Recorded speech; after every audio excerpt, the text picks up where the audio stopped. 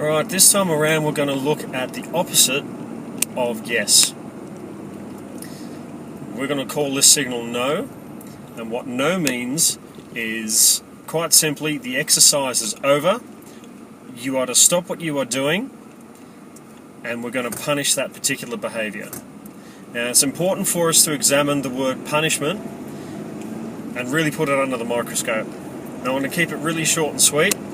Punishment is nothing more than reducing a behaviour and making it weaker until it no longer exists.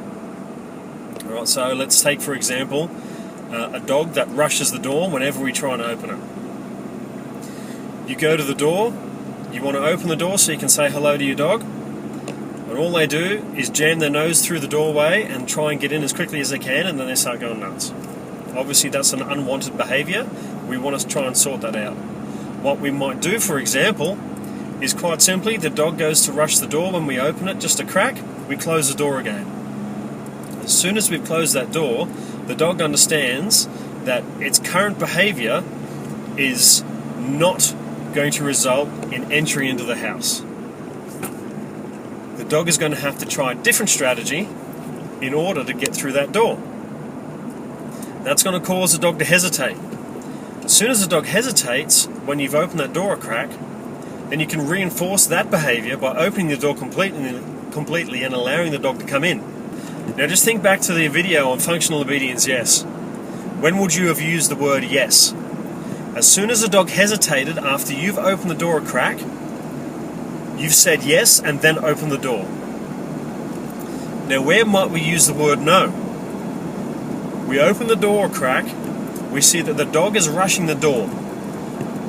Mark that snapshot in time by using the word no and close the door. The word no is used to capture a snapshot in time where the dog is doing something that is not desirable. In the context of our example of a dog rushing the dog rushes the door, I say no, I'll close the door.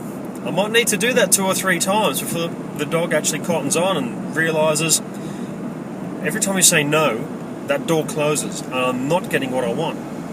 At first this is going to lead to some confusion because the dog is used to rushing the door and getting in.